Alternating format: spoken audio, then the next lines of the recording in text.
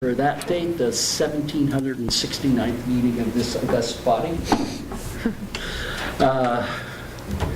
Councilmember Dickerson, would you do a prayer and pledge of allegiance, please? Father in heaven, we're grateful tonight for all that you've done for us and grateful for everything we see progressing here in the city. We pray for a blessing tonight as we discuss business. We pray for wisdom and imagination as we look for solutions to the problems. Amen. I pledge allegiance to the flag of the United States of America and to the republic for which it stands, one nation, under God, indivisible, with liberty and justice for all.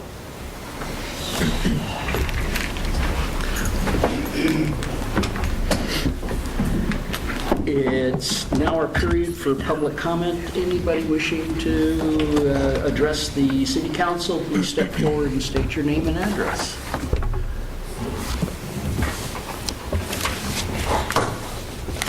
Seeing no one, the consent agenda is before you. There are two additions to the consent agenda.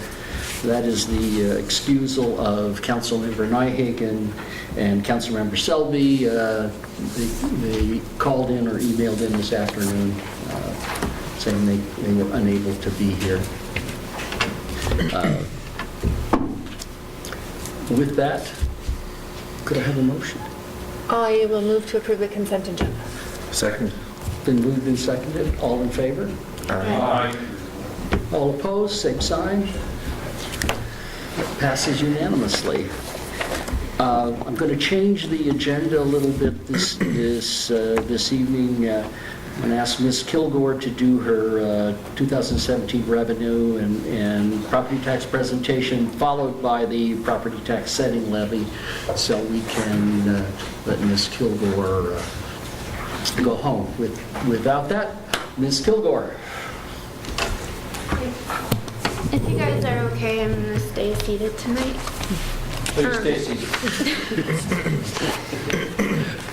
This presentation tonight fulfills the step in our budget that's required by state statute to have a public hearing and a presentation on our revenues and consideration of an increase in our property tax levy for the coming year.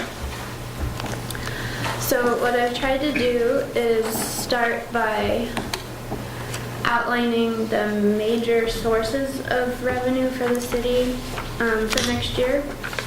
I'm going to apologize, I'm going to read a little bit more than I normally would so I can stay on track. So I'm just going to start going down through one of our largest revenue sources is always retail sales and use tax, and that's about 1.5 million next year projected. It includes sales and use tax, some criminal justice tax, which is an extra portion of our sales tax rate in the city, and then natural gas use tax. Next is utility tax at almost 700,000. That's a flat 6% tax on all of the utilities that I have listed. Oops, sorry, Paul, on button. All the utilities listed here. Permits and licenses will account for about 450,000 of our budget next year. A large portion of that is our franchise fees, utility connections, that's new. This includes water and sewer hookups, and then building permits and plan check fees I think is budgeted at about 100,000 of that. State shared revenues, these are pass-throughs from the state's budget that come back to cities, about 425,000. It includes our fuel tax, which goes straight into our street fund and funds operations of our streets. It includes profits and taxes on liquor. It includes local government assistance and a little bit of criminal justice revenue. Then we have our EMS levy, which Right now I have forecasted about 290,000. I'm not sure if that'll stay there. It should be somewhere in that ballpark. Water and wastewater revenues, we've talked about these a lot this last year. Water's at about 1.7 million and wastewater at about 2.4 million. On this slide, I have the two major sources of funding for our capital projects that are in the budget next year. There's about 5.1 million in loans or bonds. That includes the Department of Health grant loan combination of $3 million and then a $2.1 million revenue bond for other water infrastructure projects. We also have about $2.6 million budgeted right now in grants that we have applied for to pay for capital in our streets, parks, and stormwater. And then the last large revenue item that we have in our budget is property tax at about $1,832,000 this year for 2017. And I'm going to jump into that a little bit deeper for you. That's hard to read. I apologize for the small print. The first thing I'm going to draw to your attention is that our... I'm the only one that knows how to do this.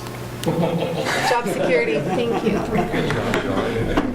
It's a secret. The first notable item at the top of this page is our current valuation for 2017 is about $580 million. Last year it was at about $549 million, so we had a little over a $30 million increase. Of that increase, $17,658,000 was in new construction. So a lot of that was new single-family residences. I'm not sure if we had much commercial this year. Anyway, that's a pretty good new construction valuation for us. Yes. Councilwoman Peterson. So of the 16, the spread between those is about 16 or 17 million, is that right? The additional, or the increase, I should say. The total increase between 549 million and 580 million is about 30 million. I looked at those numbers, and as you go over the history, this is a dramatic change. Yeah, it is. I mean, obviously, we've come out of the 2008 and 9. Yeah, it was a great year for us. Because I was trying to remember what single project brought this, and there is no single project. This was just a healthy economy. We had a lot of single-family starts this Wow. year. Yeah. I wonder if some of the new school came on the rolls because it was probably completed at the beginning of 2016. They were in it last year, so I don't know. Yeah, but, and it's continuing into, I see it into the next projection in 2018, or 2017, 2018. Year or so. I'm sorry, I'm interrupting you. I'm not sure. You talked about a 16 million increase for 2016 and a 30 million for 2017. Right, so, that's a bad formula. I just realized the $16 million in 2016, and that should be about 10 million. I'm Okay. sorry. No, that's right. So it was about 10 million last year between 15 and 16, and now between 16 and 17 it's about 30 million. Okay, yeah, it's fine. Okay, so our current valuation is at about 580 million, which is really positive for us. Then we come down to the calculation of the levy amount, and I have calculated 1%, the 1% increase that we are allowed to take by state statute comes out to be about $12,956. So that is what, if you as council approve the 1% increase as part of the resolution this year, that is what you're approving, is for us to increase the 1% of roughly $13,000. So this shows you the amount of new tax that we're generating on the new construction. So the 17,658,000 generates new tax for the city of about 41,000. So in total, we're looking at 41,000 plus 13,000, so 54. Sorry, my brain's really slow right now. So what does that mean for the per $1,000 rate? So $2.32 would be the amount per $1,000 for 2017 if you approve the 1%. If you don't approve the 1%, it would be $2.31. Basically, I think that's what that says. Yes. So it's not much when you spread it over our valuation. And last year, our levy rate was $2.36. I'm gonna need you to back it up. I just hit the trigger. Oh, never mind. We're fine.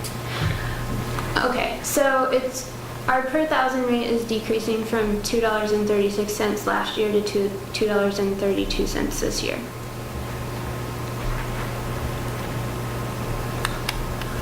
Okay, now this portion calculates our levy rate on our debt, our long-term debt, which is for the CARS project.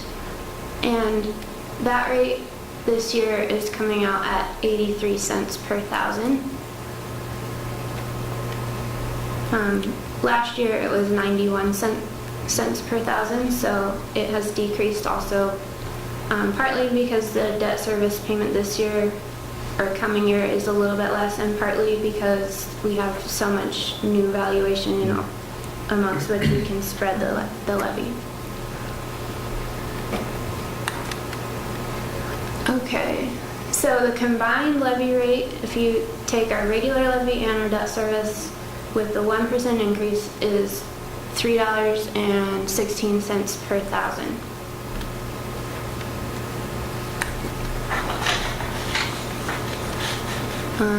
And this is just showing you that I need to update this. This is doing it on a value of a $100,000 home, and I'm not sure that there are a lot of those in the city anymore. But it shows a decrease in what the tax would be from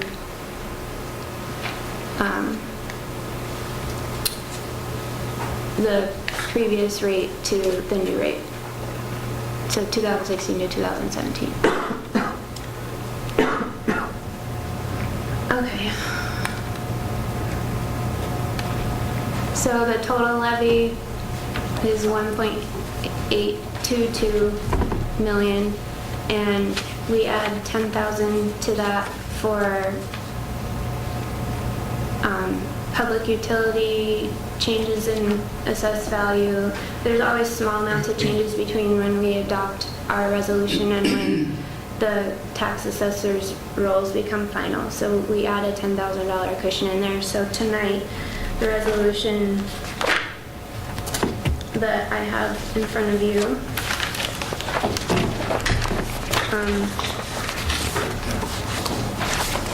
it does have the 1% increase in it.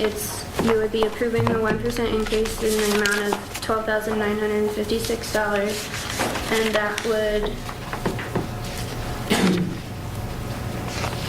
result in a total combined levy amount of $1,832,106. This is just a comparison of the changes in assessed valuation over the years. I do apologize, this is not a correct number. I know this one is. And this is a history of new construction. Oops. I'm sorry, Paul. So you can see we haven't had this kind of new construction valuation in a very long time. And just for perspective, this chart is in the back of the tax assessor's levy book every year.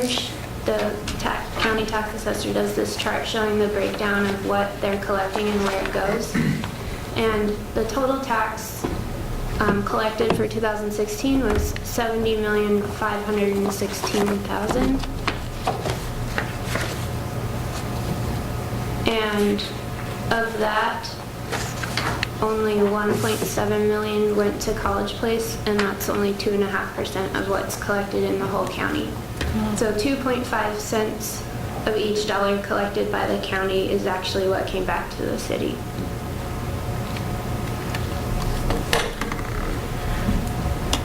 That's what I have for you. Thank Good you job. for your patience. Any questions for Ms. Kilgore?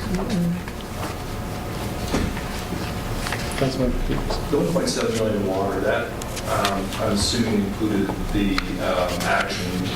It That did. includes the action we took last. It does, yes.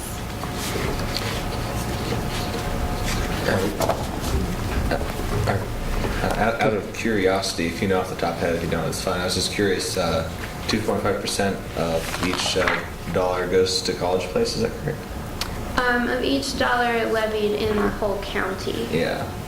So what's that compared to Walla Walla? I couldn't tell you. Okay. Much less, but I don't Okay. know what their city levies are. Thank you. Well, if you take a look at that, it's about 13% Yeah, of each you could do of that. each dollar, about 13 cents out of each dollar goes to the cities. You take away our 2.5. There you go. Yeah. Thank you, Harvey. That gets down to someplace around 10% when you take the city of Prescott and the city of Waitsburg. So based on property valuation, it's about that 10% or 10 cents per dollar. Okay. You will notice that the schools take up almost half of or over half of the taxes collected. Okay. So that Can could. you open the public hearing? Well, I'm going to we're going to open a public hearing on the 2017 revenues and property tax levy presentation. Anyone wishing to testify, please come forward and state your name and address.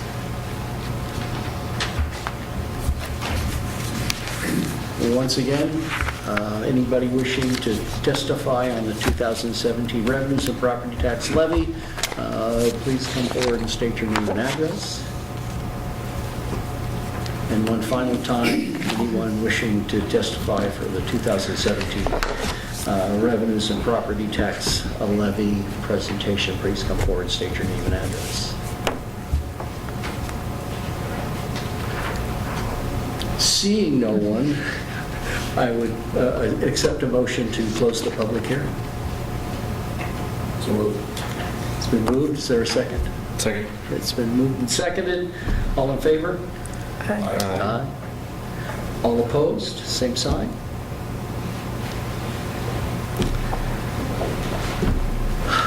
Public hearing's closed. Like I say, we're going to move the 2017 property tax levy setting up. So, Ms. Kilgore? So if you want to look at item number 1 under the action items, this is just a quick recap of the presentation that I just went through. On the first page, it just shows how I got to the total of the $1,832,000 for the levy. It talks about the actual decrease per thousand based on RSX valuation going up and the new construction being added. And then there is a resolution and the levy certification, which if you approve the resolution this evening, I will sign and send in the levy certification to the county. so they can get their 2017 budget numbers going. Any questions for Ms. Kilgore?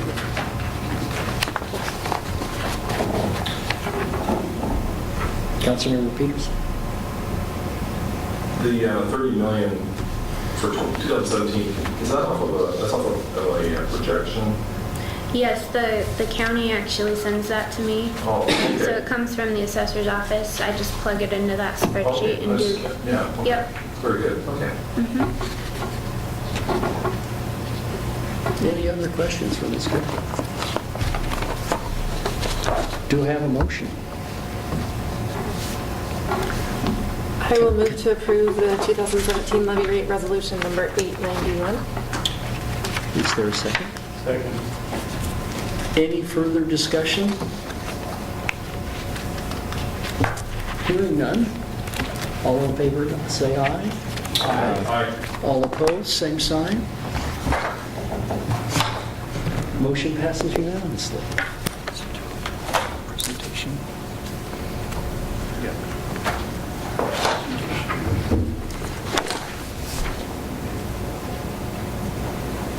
That was the initial.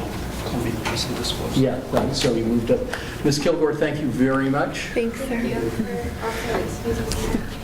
Thank you. So we do have a presentation. Mr. Hartwig, would you introduce? Well, it's my pleasure to, I was surprised when he walked in the door because I thought we were going to get another one of his employees, but we got the head honcho coming from BDI, Derek Dietrich. So he's here to present a summary of this year and what we're looking forward to next year. So Derek?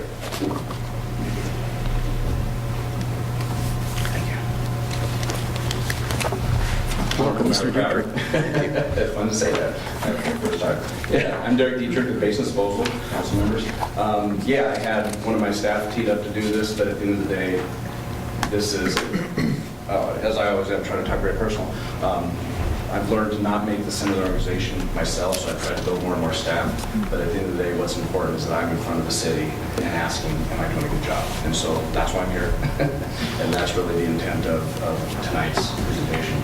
And with that, there's a number of slides on here that Gene was going to go through, but I really wanted to focus on three things. So if you allow me the liberty, I'll kind of skate through a couple of them and focus on really three things that I want to talk about.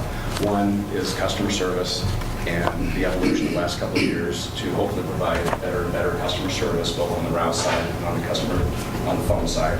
Number two, the rate increase and how that intersects with the landfill rate increase. And then finally, there's been discussion this year about the cost of recycling. And I've presented that before. There's a negative cost to process it, so there's been discussion about accumulating that cost for a year and then rolling that into the rates for the next year. So those are really the three topics that I'd like to go through. So with that, I will see if I can not goof this up. So I'll skip through a couple of these things that are germane locally here. Okay, so we're going to test a new style of truck, and there's a picture of that here. Let me just go through it. So not so much in this market, but we're going to try a different type of truck to collect extras, commercial, all in one. It's not a new style truck, but it is new to us, and so we're trying to innovate a little bit to see if that can help out with some efficiencies. But what I do want to say about the trucks is really this, and you've heard me talk about natural gas for a couple of years now. I've been running natural gas in the Tri-Cities. I'm still looking for property here that will supply sufficient natural gas. It is my intent to do it. But the main thing is, one thing I've learned is they work very, very well on the route because we gear them down. 80% of the time they're on a route going 2 miles an hour, 5 miles an hour to each house. When you're on the highway, because they're geared low, they burn through fuel really, really fast. And this is a rural area, Columbia County, Walla Walla County. So I'm going to try to experiment with some different gearing to see if we can bring natural gas trucks into this market that can then be on the highway a higher percentage of the time. So that's the hurdle that I'm trying to get past. Hopefully we can solve that puzzle. If I can, then you'll hopefully see some natural gas trucks here soon. That's the desire. And just another picture of fueling them up when they park at nighttime. We just plug them in and they fill up for the next 6 or 7 hours. Slow fill is what that is. So with that, here's really what I want to talk about, customer service. We learn over time, and you may have a management structure that works with 20,000 customers. It may not work when you get up to 7,000 customers. And over the last couple of years is what I've realized, and we saw this in some of the revenue numbers there, this economy is growing, and it grows quicker than what I had realized. And as a business person, a lot of times you look for efficiencies, and you're focused in how do we do it the most efficient way possible. And you do that at the risk of cutting short customer service. And so really, what I've been trying to do for the last year and a half in all of my operations is to get closer to the driver in this case. And so the top one is, we've always had a route manager, and he's been in charge of a number of route drivers. And for the most part, it works. But if you want to deliver exceptional service, what you need to do is lower the ratio of managers to drivers. And that's really what we've been focusing on for the last year and a half. And so really what I want to get to is 1 to 6. And that way, the driver feedback and the issues that they have on the route are being heard better with the managers, and we can react to it quicker. And the other thing with this lead driver is, and I call him an unassigned driver, he does not have a route. His responsibility is to learn the 6 other routes, and he fills in on vacation. But when he's not doing that, he's available to go out and talk to the customer. That's another thing that I think we do, hopefully we do very, very well. A lot of times we get a phone call. If we can solve it over the phone, we will. But if we have an opportunity to run out and meet with that person face-to-face, we try to do that. And so this provides additional bandwidth to go out there and meet face-to-face with that customer. Is it cheap? No. Is it better service? I really think it is, and that's something that we're focusing on. So this model will help do that. As well as vacation and everybody else, they just have more intimate knowledge of these routes. Additional customer service representatives. That's the other thing that we've really been pushing. When you look at, there's a huge amount of phone calls that come into our call centers. And so really what I'm striving for, and it's really that second bullet, when we talk to our CSRs, what I want is to have a slow, comfortable conversation. And here's the risk that all service providers run into. We know our business very, very well. It's very transactional. Most people call up and say, hey, can I have a 64-gallon cart? Here's the price, here's how we'll deliver it. It's easy. But when you get into that mode, is what you don't do is listen. And so that's what we're really striving for, is to have plenty of time on the phone and listen and allow that customer to feel that if they want to ask a question, they can do that without being hurried. So at the end of the day, that's really the metric that we're trying to strive for and have it for the last year, and we've made great strides to it. And then even into increased training. Every city contract has different provisions. And I want the service reps to really know those provisions and be very, very good with them. Now, having said that, and I obviously know the number, probably 80% of the phone calls stay here locally. That is something that I've always wanted to maintain. What we do, though, is when the 2 gals here are both on the phone, then they roll into Pasco.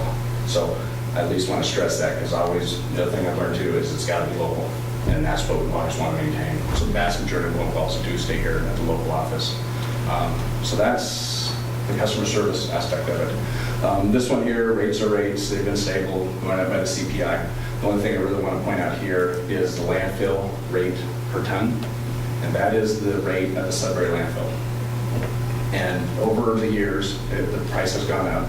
And the last couple of years, there's always been, I don't want to use the word delay, but I guess I'll use the word delay. There's basically a 70-day notice period that the landfill needs to give to their customers in order for us to calculate rates, provide notice to the cities, and then adjust the rates upward for that. It was delayed this year. They anticipated 3%, and literally this morning I received an email from the city saying that they were going to propose a 3% increase on the 1st November council meeting. And so that has not been enacted yet. We'll have to wait for that to happen. Once that does happen, we'll do the math and we'll submit it back to the city, and we'll go through that process. And I haven't had the time in my mind to go through that timing. I know one year we delayed it until February just to not hit the customers with 2 different rates. So I'll see what we can do on that one. And if we, anyway, we'll adjust the timing to have the minimal impact and confusion to the customers. So anyway, that's kind of the issue there.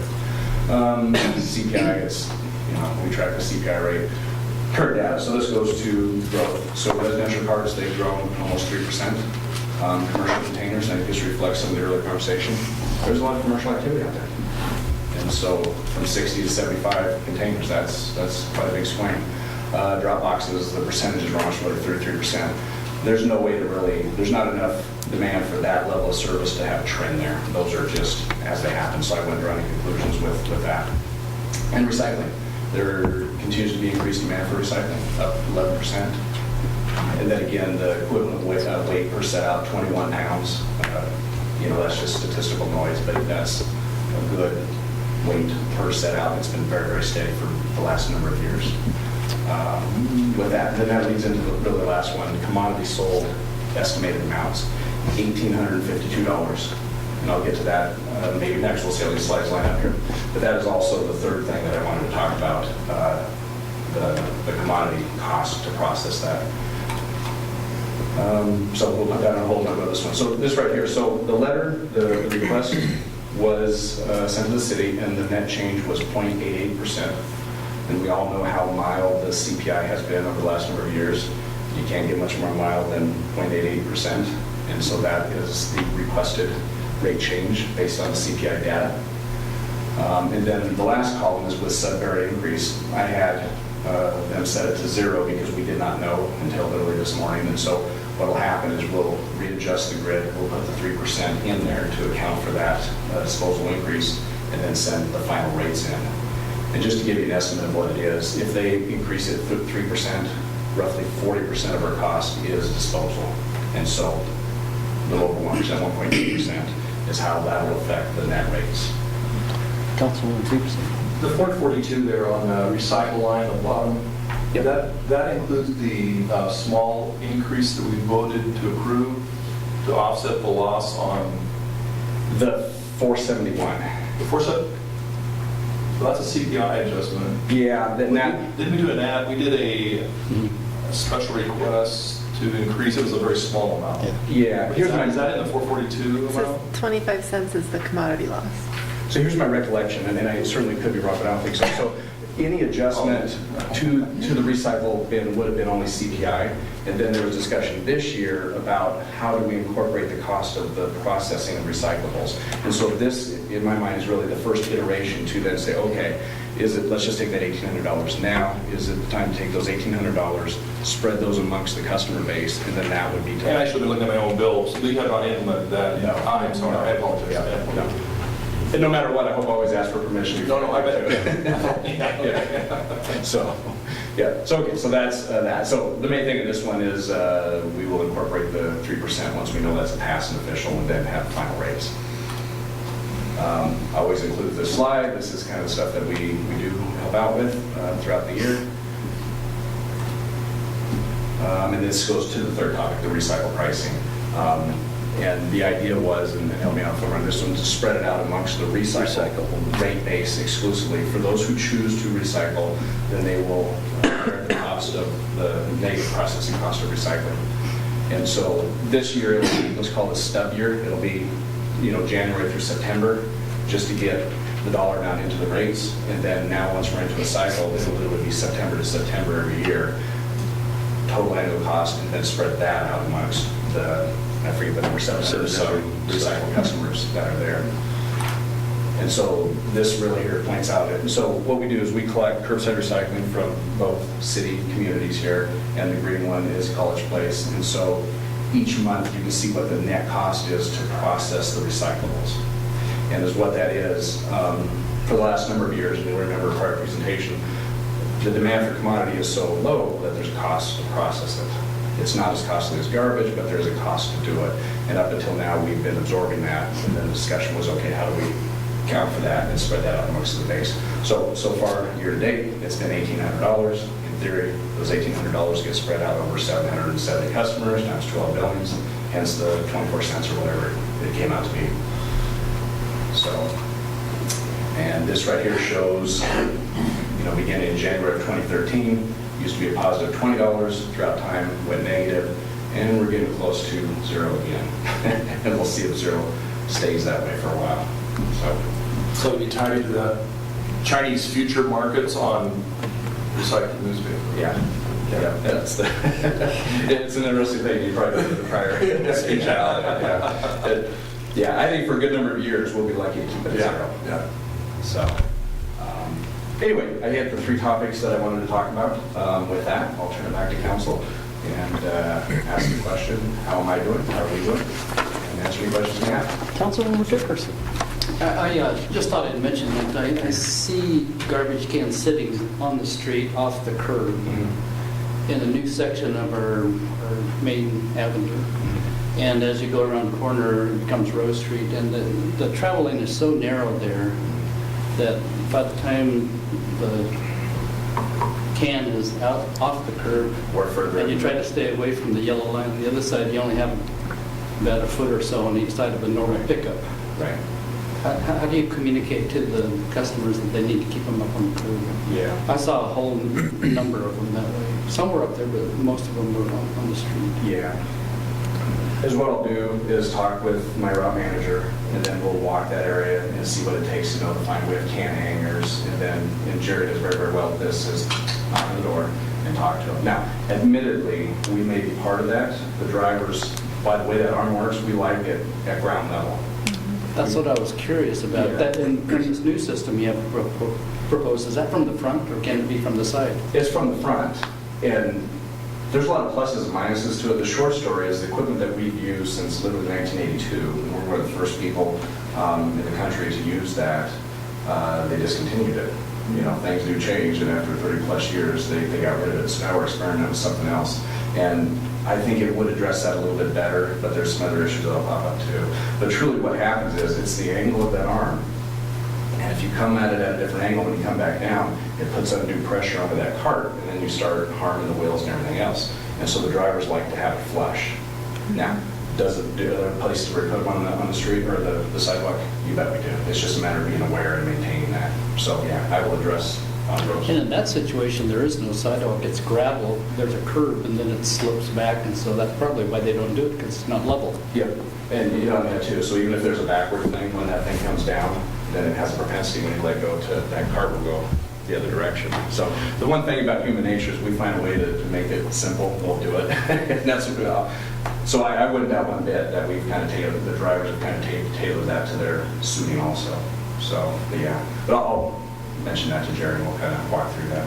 Councilmember Peterson. To answer your question about customer service, I think you're doing a great job. You know, my interactions when I've made phone calls have been, you know, the people have been pleasant, easy to work with. The drivers are timely when they come by. They realize when I've got extra stuff to throw in, you know, I'm not sure, you know, but they're just always very attentive. I think very safety conscious. You know, I think it's a well-run company. You know, that's my own observation personally. But I appreciate that. And I've been more, I'm third generation garbage man, as I've mentioned probably a couple before. I love the business. I love interacting with the public, and that's what it means to me, is to be able to sit here and learn are we doing well or not well. So I appreciate those comments, and I'll feed them back to all the drivers. Any other questions or comments for Mr. Dietrich? Thank you very much, Derek. It's always a pleasure seeing your smiling face. Thank you very much. You bet. Mr. Seeing you to the Solid Waste Advisory Committee, I'm sure Paul's doing a fine job. Get another opportunity. Yeah, thank you.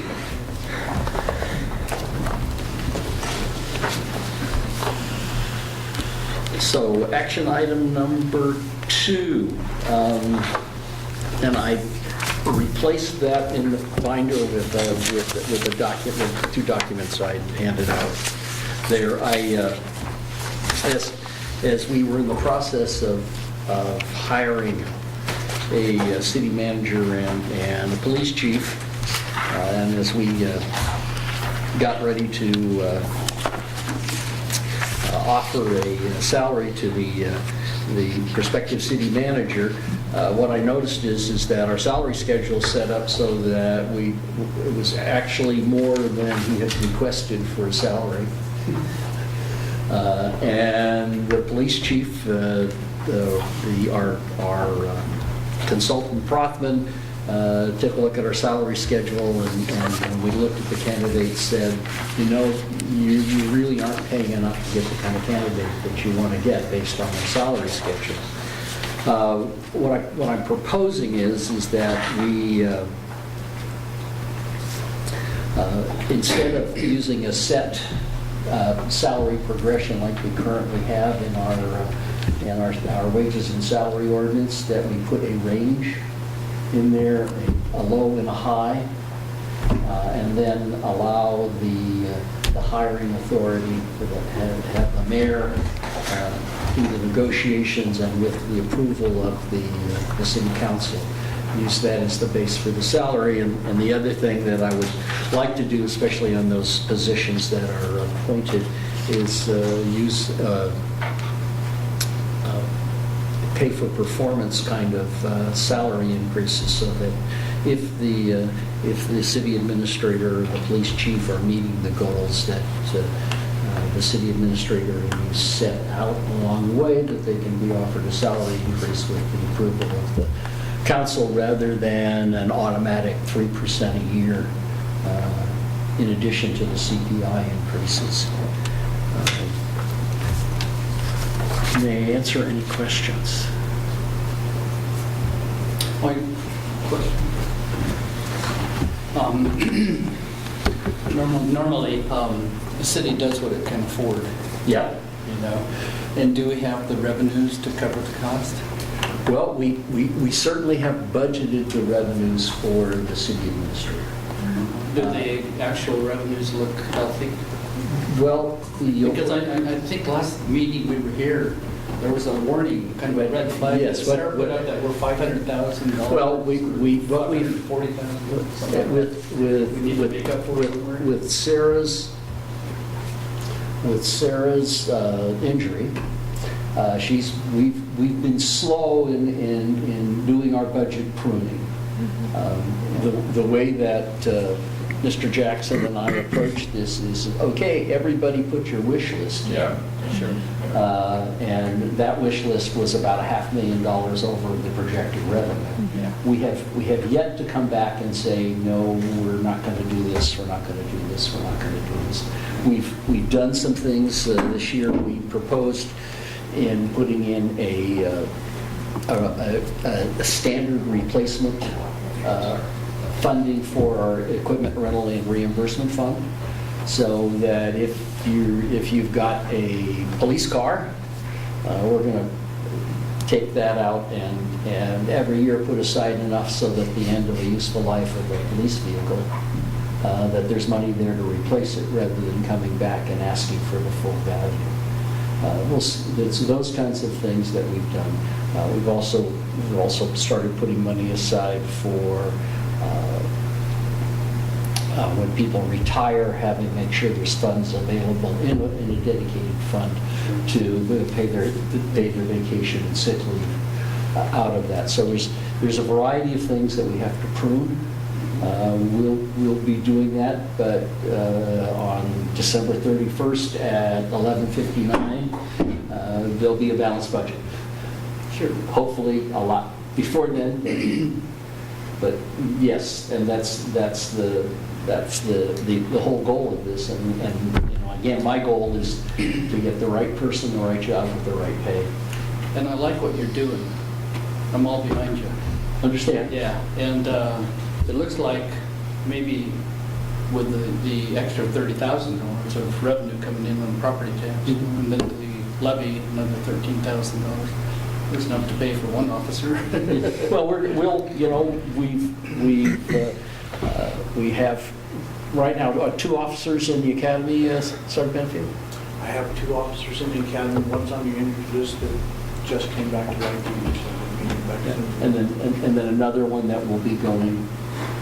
And Sergeant Benfield has discovered a way to help defray some of the cost of an officer potentially retiring next year. So, How many vacancies do we have right now on your staff? With the recent new hires that we have no vacancies right now. Okay. I have 2 in the academy and 1 on the injured list, and I have 1 more that is hired that was one of our reserves until March, at which time he'll go to the academy, and we have 1 going through background grounds right now, so we will have 5 new officers. One budget question, and we can hold that, but with the vacancies earlier, there obviously were excess funds to cover an interim chief.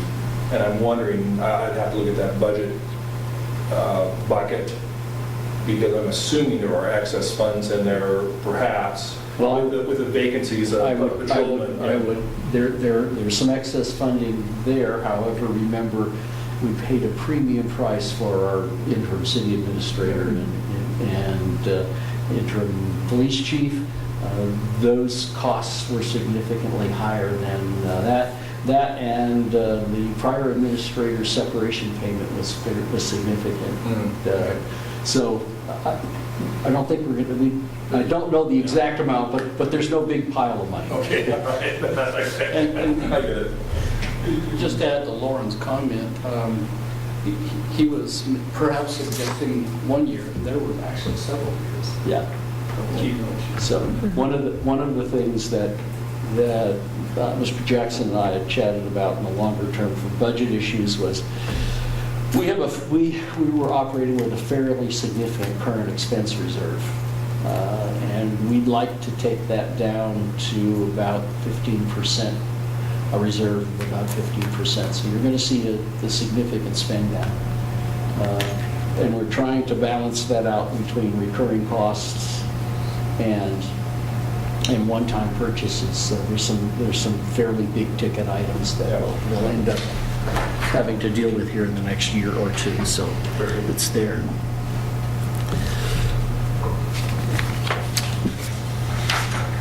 Any other questions? Would you like action on? If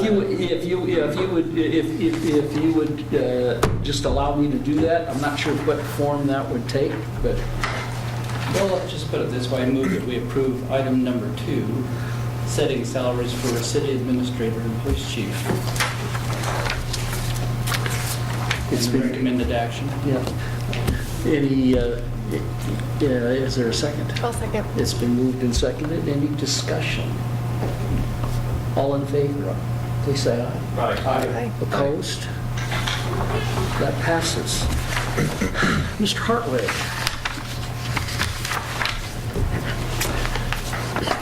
Part of our NPDES permit, No acronyms, please. I know, and National Pollution Discharge Elimination System. That requirement upon us was to also do a facility plan amendment.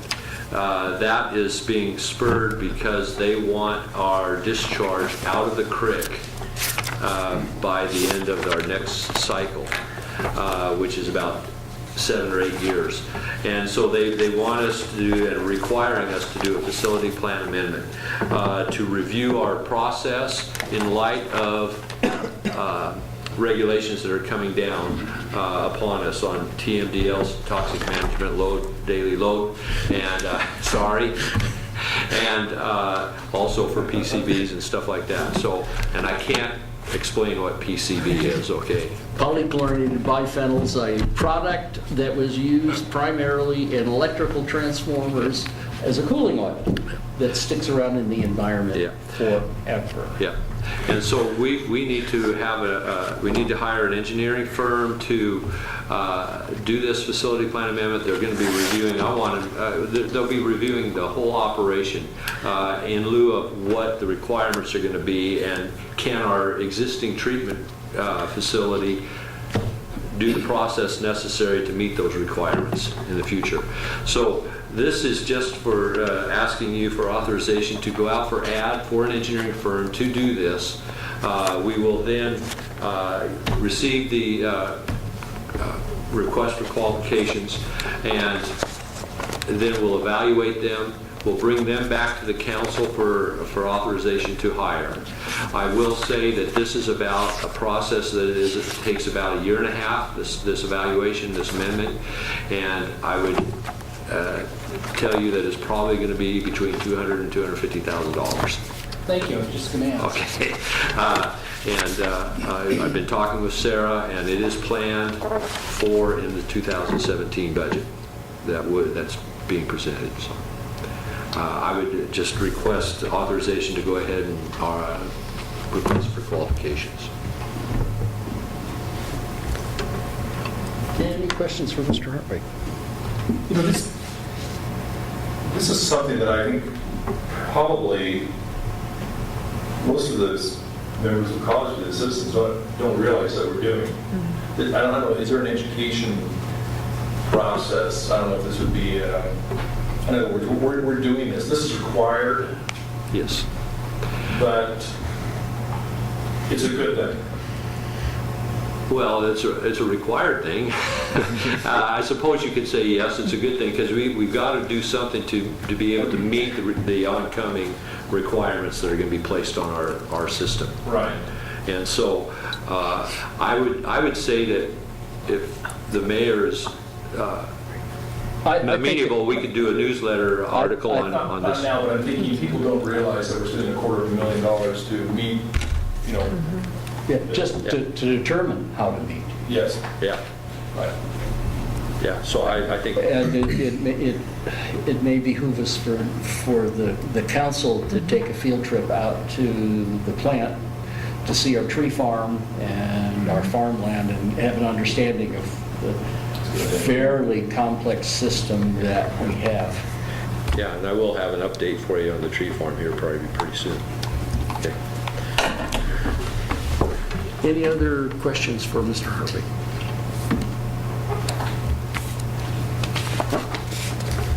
Can I have a motion to approve? I move the authorization to request statement qualifications for development, the facility plan, and presented. Is there a second? I'll second. It's been moved and seconded. All in favor? Aye. Any opposed? Same sign. Motion passes unanimously. Thank you. Informational reports, Mr. Ricker. You want to sit over here? Late today, got some samples in of what the university's working on for their holiday banners to go up on the light poles. There's 3 of them. There was the university kind of threw it out there that maybe we might want to purchase some for the entire corridor. I mean, not through their section, but just kind of have a unified holiday theme. So this is one, you can't really see the color in here, but the writing is green. This came in really late today after 5, so I don't know if they're thinking of some, like the fabric would be of a holiday color theme, or what their thought is there. And then there's another one that's similar to this, only it's, in a gold color. So they've got the administration building, and it looks like the university church back there in the background. Pretty generic. And then there's the third one that is a full color. So I just wanted to get this out before you guys. If you had any opinions on the matter, I don't know what sort of process we're going to take if the mayor decides to order some, what level of involvement the council would have in that decision. I don't know. We're kind of running out of time here, and we haven't had an opportunity to hire our own graphic artist to come up with a design. So, thoughts or? Councilman, please. We have a few light poles. Yeah. I noticed. 153? Is that 160 somewhere. Is it? Yeah. Is your thinking that we would put one on every pole, or is there? I think. Or what's with your thoughts? I think we would probably order half for the ones that we're going to supply, at least the initial year, and then see how it looks. And if we want to add more next year, we can.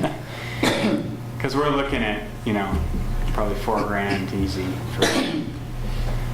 Is anyone looking at the long-term maintenance of these signs and what taking them down? And at the last meeting that I was at, there's the ongoing, the installation costs from the city on the city's end, and then, we are looking at a higher end fabric, and it does have a 3-year warranty, and we would expect to get at least double the life out of that, if not longer, especially if they're only going to be up for 3 or 4 months out of the year. I like it. So. Yeah, really, the installation of these is not very difficult. They're quick. Yeah, we're looking at some lights, possibly that we would string around the poles. We put up a sample one last week, and there's I'm glad you some. did it. I thought Lauren had done it. The light? Yeah. Yeah, I saw that personal communication to me.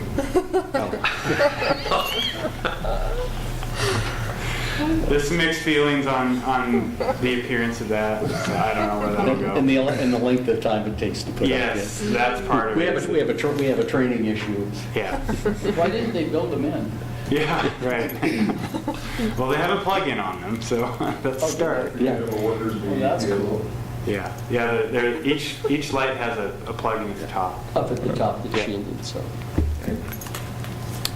So, Any other One questions question or I have is comments? just, like, I wonder if, given the size of this thing, how readable it would be driving down the road for someone to see that there. It seems kind of small.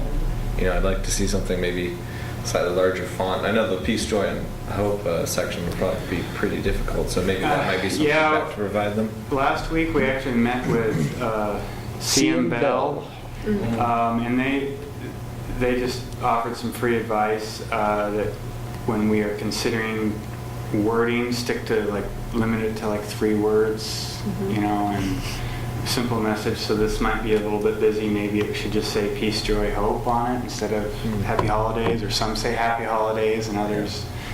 And so that's some good feedback that I'll provide back to the university. I do kind of like the stylized versions, but I feel like they're very white. Yeah, Like a nicer, darker green or something with some red lettering. I think that'd be pretty readable to have some good contrast. Yeah, the gold lettering on the white especially yeah. seemed like it would just disappear in bright sunlight. Yeah. So, Do I remember you saying ours are larger than most? no, ours are Smaller. they're 18 by 36. So that's not, That's probably they are scaled to the pole. So our poles are about, well, the fluted portion of the pole is 10 feet, and then the ballast on the top is about 2. So they're about 12 to 13 feet tall, I think, maybe 14 feet. So they're scaled, and there's a wind load. It's designed. We couldn't put a bigger banner on this based on the material of the pole and stuff. I personally agree with nice, what the college has up there now. It's, you're right, you have to be right next to the read, but it's not, for the size of the pole and whatnot, it's good more, a lot of foot traffic through and all that. how close are the poles together? I think Was it they're about 70? 60 to 70 60, feet. 70 It just feet. depends on circumstances. Some are closer than others. I couldn't remember. I was thinking about every other pole. If we travel at a certain speed, would every other pole be adequate to read the signs?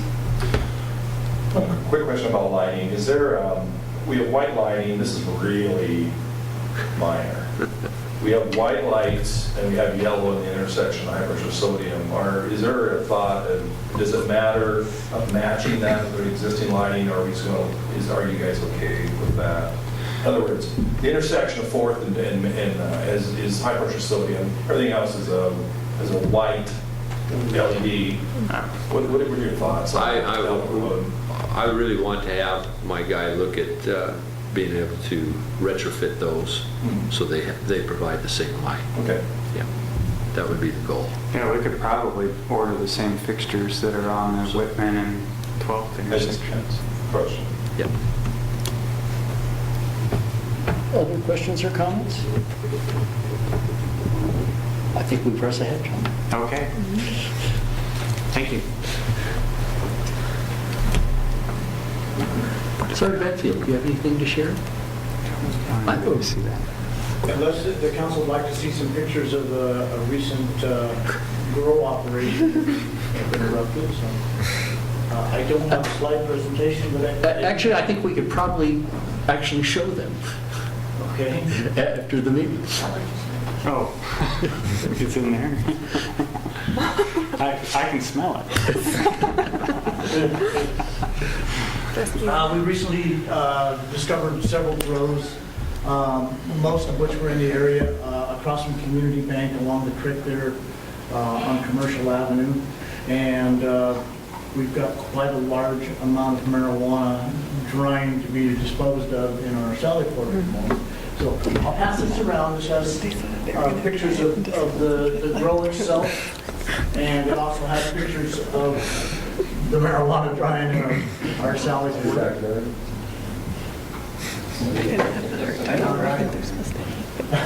It's already starting to mold, and it's pretty nasty smelling stuff, so we're kind of anxious to get it out of the Sally Port and get rid of it. There's probably somewhere in the neighborhood of 30 pounds, I'm guessing, off the top of my head. I'm guessing probably 25 to 30 plants off the first one, and the second one was a little smaller, maybe 8 or 10 plants. The plants were roughly, most of them are around 12 foot tall. So wow, it's a pretty large amount. If you look at the picture, there's some of the part that they like the best is the flower top, and there was quite a lot of that in there. It appears to be pretty high grade marijuana. So I'm guessing we took somewhere in the neighborhood of $100,000 worth of marijuana off the street. So Can we sell it to Oregon? Just sell it to Walmart. we were trying to figure out a way we could have Sell it to Walmart. I don't think that was going to fly. Yeah. Just apply as a grower for the state, grower and processor. Isn't there a countywide ban? It's Come on. dry enough to burn. The plan is to take it out to the shooting range. Good date for lots of wind disbursement, and we're going to burn it. So, Undisclosed good day. Make sure you have an Easter. This was an Iowa shooting range, was it? Up that day, so anyway, that's that. One other thing that I have is, I did go down to the high school, and I've talked to their graphic arts class about a new patch. The officers will tell me they don't like the blue on our patch. Lots of people think so. So I went to the graphic arts class and asked if they'd be interested in a project that we could put together a new patch and let the kids totally design this thing, and when they come up with what they like, bring it to the city council and let you decide what you like. If you do want to do it. And I have a couple of their preliminary designs, and I'll pass that around and let you. Let me see your existing one. Sergeant Benfield, could you demonstrate the existing patch? What's that? The baby blue, and we have a moose on it. Oh, what? Moose. Oh, I have no idea what. yeah. Well, because we've had moose Yeah, we wandering had one through at the Andy's streets. the other Yes. day. I've occasionally had it. That's what you get when you have internal policy. How long have you So had? come to the council. How long have you had this? As long as I've been here, so I'm guessing probably 15 years. I know at some point they were yellow. When they had the old French blue uniforms, they had yellow patches on them. We went to the blue like the second year I was here, so it's probably been about 11 years. Anyway, when the high school graphic arts class comes up with all their final designs, I'll let the students come in and. Yeah, I really like the first one. A little different bell tower, but I like the first one. Yeah, that was the first question they had as well. We don't really have an icon of the city other than the water tower, and we'd mentioned maybe using the clock tower. I think we'll- I think they construed the clock tower at the university as the little clock tower out on Garrison Village Way. Yeah. And we've talked to them since then. So they're in their second go around now. Are we offering a Forsaken Desert. award? Well, I don't know if we really discussed that. I think we should. I think that would be nice to maybe make a plaque or something. Oh, no, it's kids. It's either food or money. Food is always good. If you offer pizza, they're that's what I. Or both. That's. Thank you, Sergeant Benfield. Thank you. Mr. Ricard, do you have anything to add note for the development and building permit? I don't think so.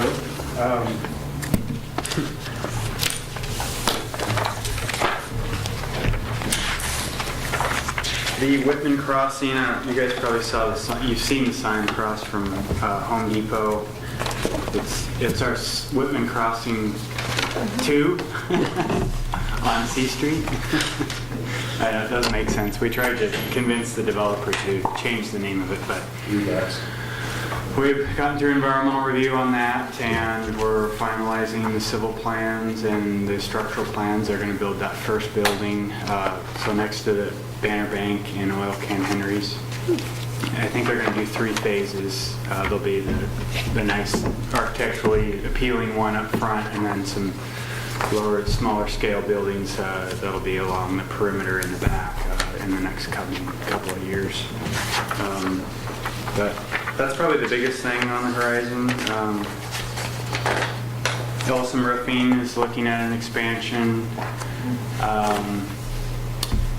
They own a lot just to the east of their building on Spitzenberg, and they're going to build another small warehouse with an office in it. So no word on Costless Carpet, just north of there. They are working on a design. They have purchased those 2 lots off of Rose Street, so that'll be next year probably before we'll see an application on that. Yeah. Any movement on the property by Walmart up and down the highway? The developers are advertising and pushing that? I haven't heard anything on that. Yeah. They approached us about a sign, like a tall monument style sign, and but it's been kind of quiet. Yeah. Any other questions for Kim? Actually, did you say Costless Carpet bought those lots? The 2 off of Rose that they were looking at, not Costless Carpet, Yeah, I'm sorry, Connors. Mr. Connor. Yeah. Oh, okay, that makes more sense. I was like, that. Sorry. We all know. Yeah, they're moving. Okay, right Down the street. Councilmember Dickerson. Oh, I just wanted to thank you for all the good work you're doing. And I appreciate the new format Yeah. in the packet that we're getting. I've been waiting 15 or 16 years for tabs. Just, How many makes it a lot times did you ask easier. for them lately? And I like the extra information. Council members notice all the resolutions are in the back now. You can just look them up. Haven't they always been? And the rules are there. The rules are in the front still, but they're in the back now too. I just noticed that. Maybe they've been here before, but I just noticed. Thank you, Lisa. Mr. Hartwig. Well, in general, we're busy with leaves right now. We just finished yard debris collection. I'll have a summary for the next council meeting. And so we're starting winterizing and that type of stuff. That's our boat right there. So you're probably interested in the Cars project. So last week, no, Monday.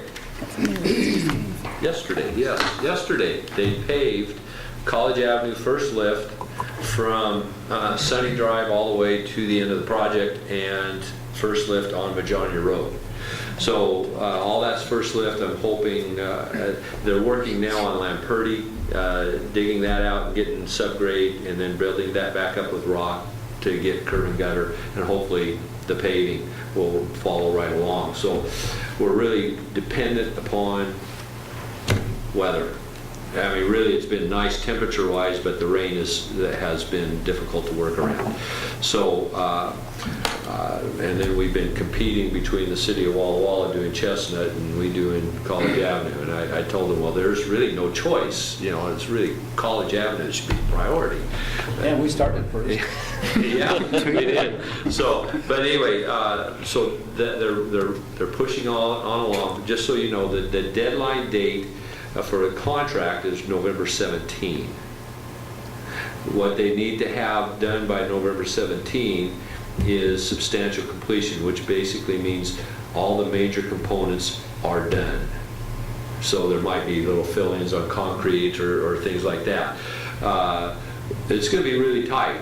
And so, because not only do we have to have good weather for the paving, then we got to have good weather for the striping and all the pavement markings. So, and those will be critical to get done to get substantial completion.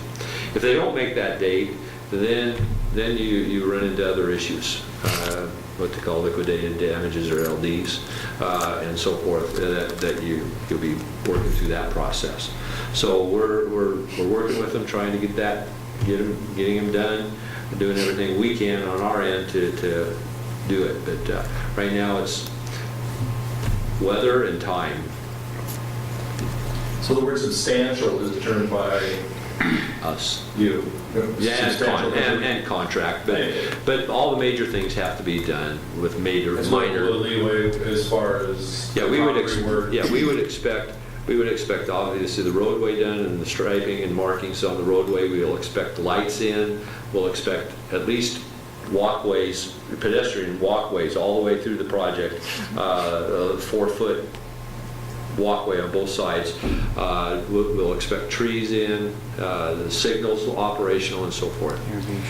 I've asked this question so many times, I think I remember the answer, but the seasonal, is the washout cutoff on asphalt is? Well, it's set in their specs, October 15, but that's also allowed to be extended by engineer approval, because they set there because they work in the mountains, they work in the cold environment, so they know when that temperature's going to be there. Whereas Walla Walla Valley, we get a lot. So past that, if we were to have failure of that road, if they were working on this on November 16 or 15, the potential is failure of the asphalt Yes. because of the... We have to apply it within spec, and so the spec basically temperature. So a first lift, you can do it from 35 degrees and rising.